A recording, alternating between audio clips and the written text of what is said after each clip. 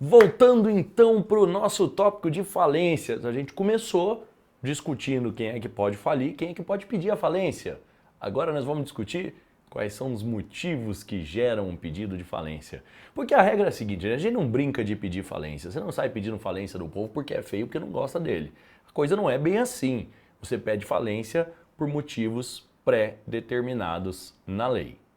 Aí começa assim o artigo 94 da Lei 11.101. Eu tenho três possibilidades para pedir a falência de alguém. Está lá, inciso 1º, inciso 2º, inciso 3º. O inciso 1º fala da impontualidade. O inciso 2º fala de execuções infrutíferas, execuções não satisfeitas. E o inciso 3º fala de atos de falência. Então, se a gente tiver que resumir quais são os três motivos para pedir uma falência alheia, nós vamos ter impontualidade, paguei fora do prazo ou não paguei, ou a execução não satisfeita, ou os atos de falência. Só que cuidado, gente, aí começam os requisitos. Quando eu falo em pontualidade, não é porque eu te devo R$ 10 e não paguei no prazo que você vai poder pedir a minha falência. Não é assim que a coisa funciona.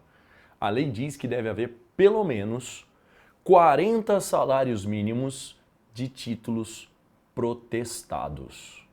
O protesto é essencial para o pedido de falência. Entendeu? Vou repetir. O protesto é essencial para o pedido de falência. Isso aparece na prova aos montes.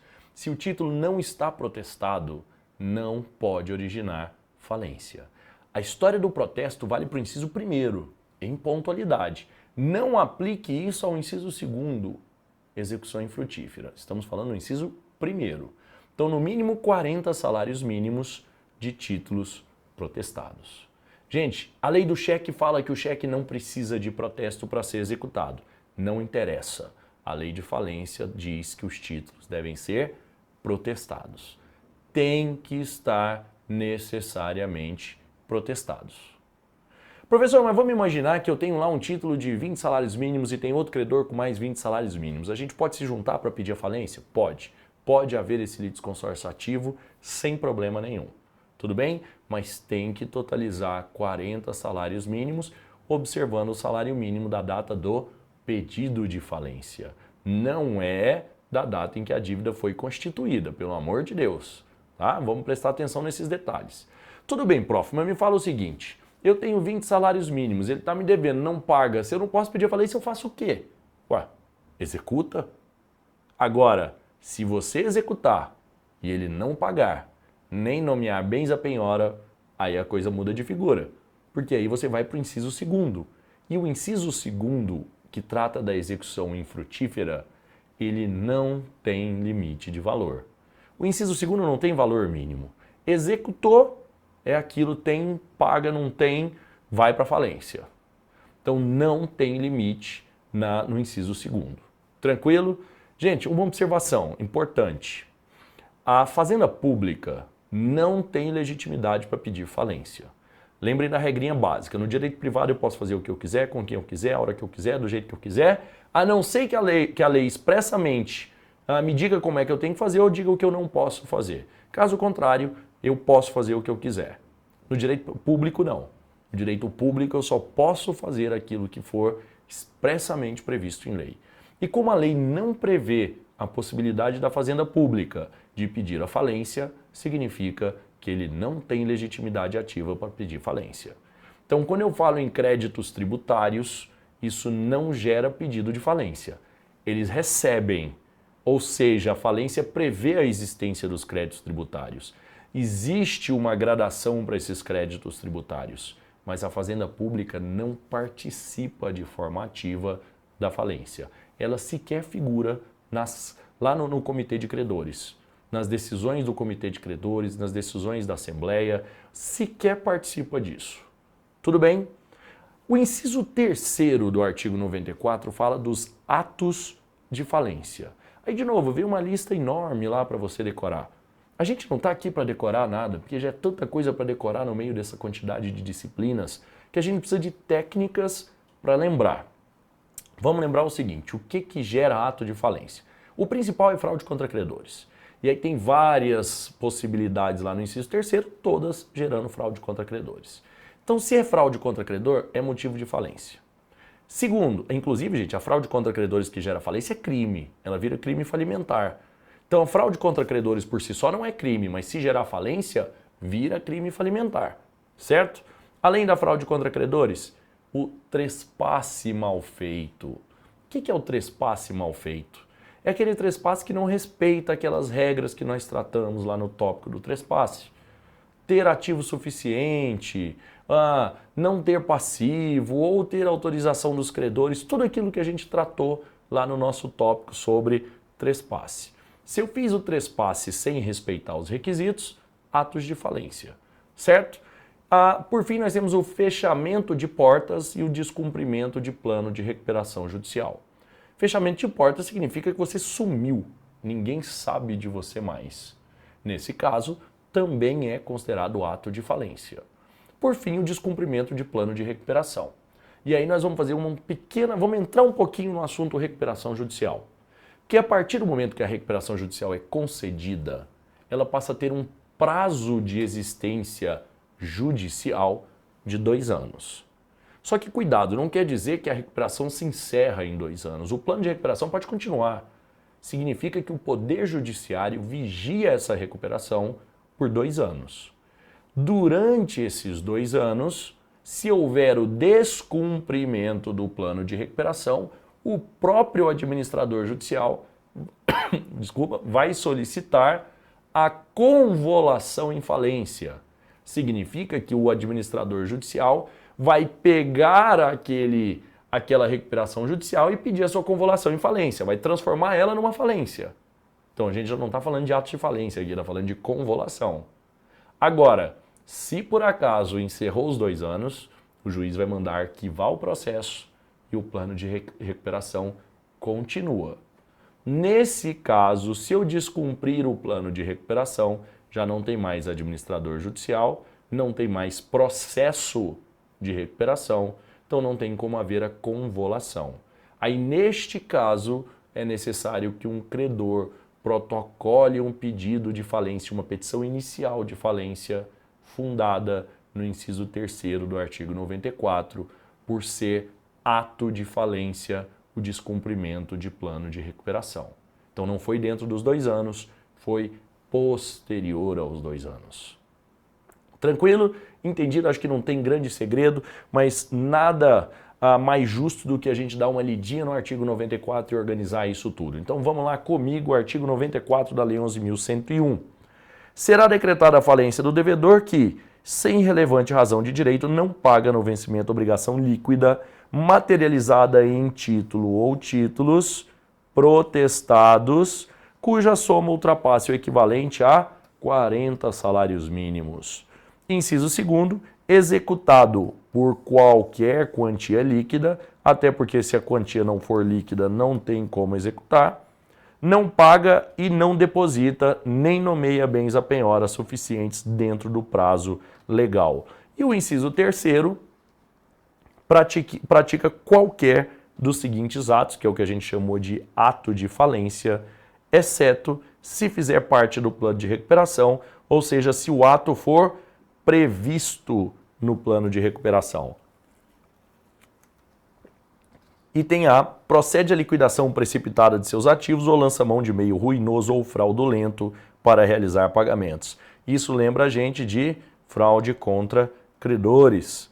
Realiza ou por ato inequívoco tenta realizar com o objetivo de retardar pagamentos ou fraudar credores, negócio simulado ou alienação de parte ou da totalidade do seu ativo a terceiro credor ou não. De novo, fraude contra credores.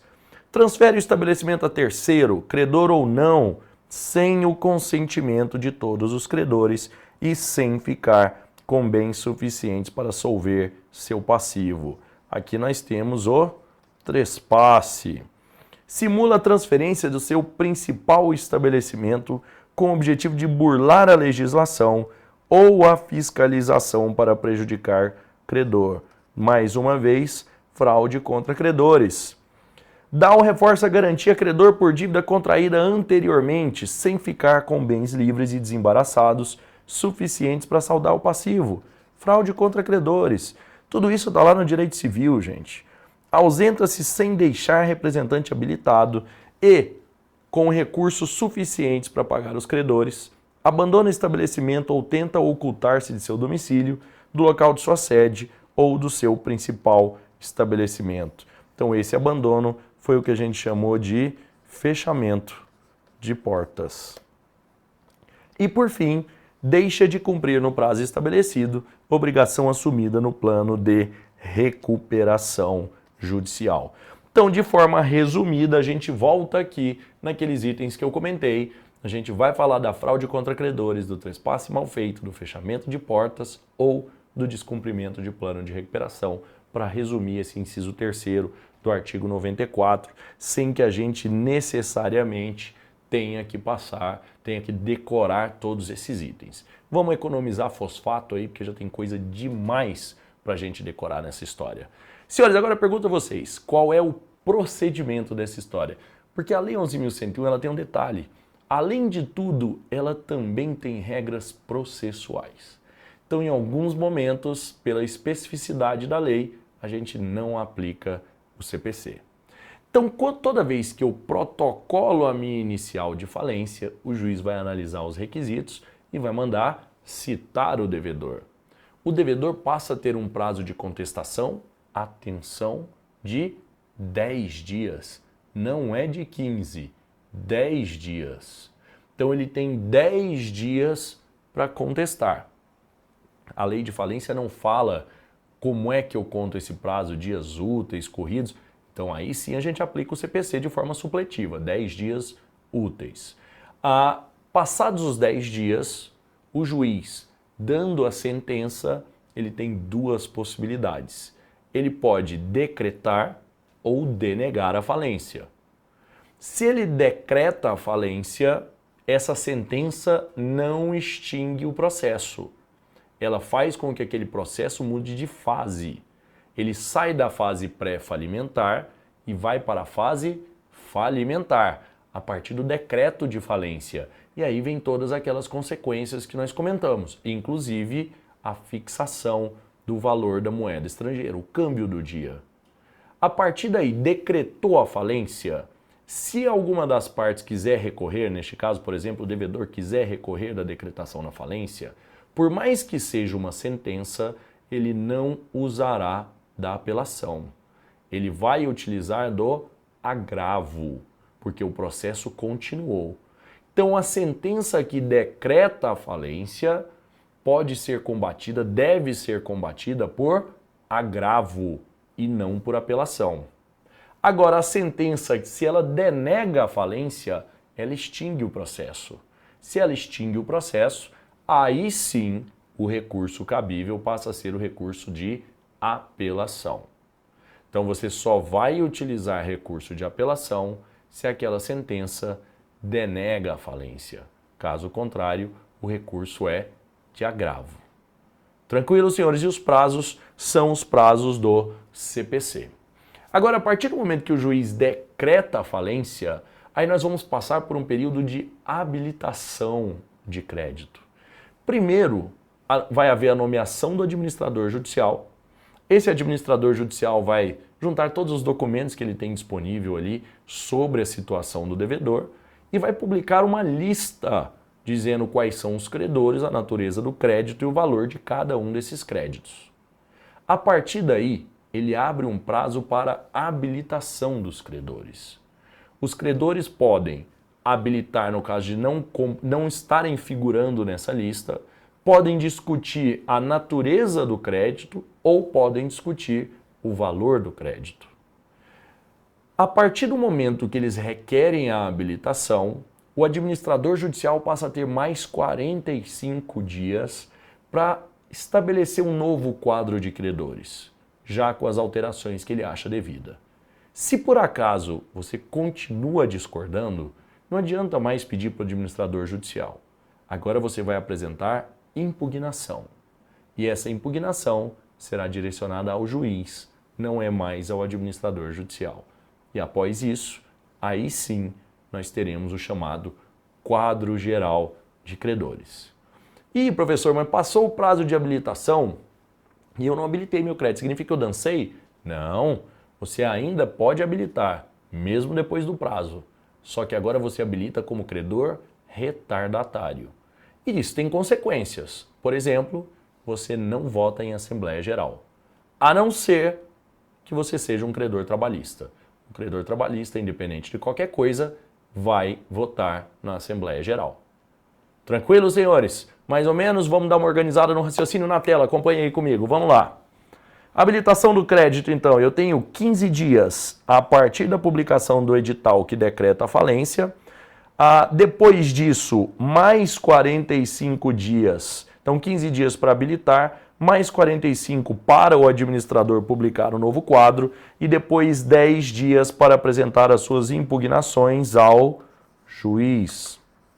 Depois disso, os credores que se habilitarem serão considerados credores retardatário. Então, o prazo para habilitação é de 15 dias após o edital. Passou de 15 dias do edital, aí vira credor retardatário. Tranquilo, senhores? Vamos fazer um passo a passo aqui, recapitulando. Inicial, contestação. Aí vem um problema. A partir da contestação, o que é que o devedor pode fazer nessa história? Quando a gente fala em contestação, a gente tem alguns passos. Eu preciso que vocês acompanhem aqui o raciocínio. Recebi a citação da contestação. Eu sou o devedor. O que é que eu posso fazer agora? Bom, a primeira coisa que eu posso fazer é pagar. Paguei, resolveu o problema. Aí existe um negócio chamado depósito elisivo, que é o depósito que prevê, que vem para elidir a falência, vem para impedir o decreto da falência. Então, quando eu faço o depósito elisivo, eu estou depositando o valor da dívida atualizado, juros de correção, custas e honorários advocatícios. Está tudo depositado lá, não é só o valor, tudo. Agora, eu posso também contestar o mérito, dizendo não é caso para falência, ou eu não devo, ou a dívida está prescrita, falta protesto, não falta valor, tem ilegitimidade. Contestar. Para evitar do meu mérito não ser acatado e a minha falência ser decretada, eu posso contestar e fazer o depósito elisivo. Posso fazer os dois. E a última possibilidade, eu posso ainda pedir a recuperação judicial.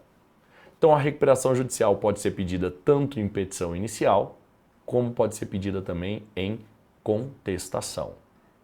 Tranquilo?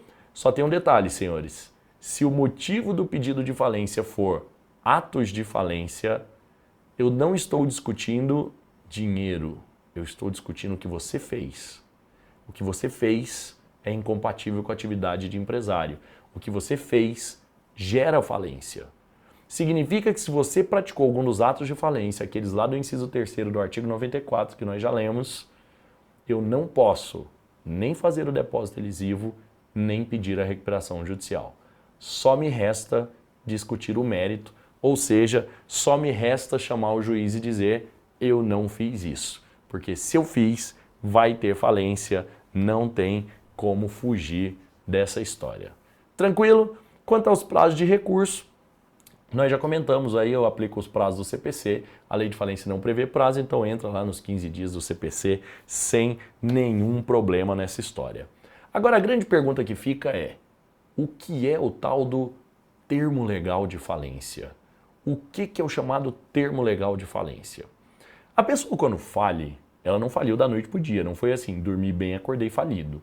A pessoa quando fale, ela fale já sabendo que vem dificuldades. Então, muitas vezes, nesse meio do caminho, ela começa a fazer coisas que não são muito interessantes para o patrimônio. Às vezes, escondendo o patrimônio, inclusive, para não ser alcançado pela falência. Para isso, existe o termo legal da falência. O termo legal é um período anterior à falência, onde qualquer ato que seja prejudicial à massa falida, tem que ser prejudicial à massa falida, vai ser considerado ineficaz. Ineficaz não é nulo, não é anulável, só não vai produzir efeitos contra a falência.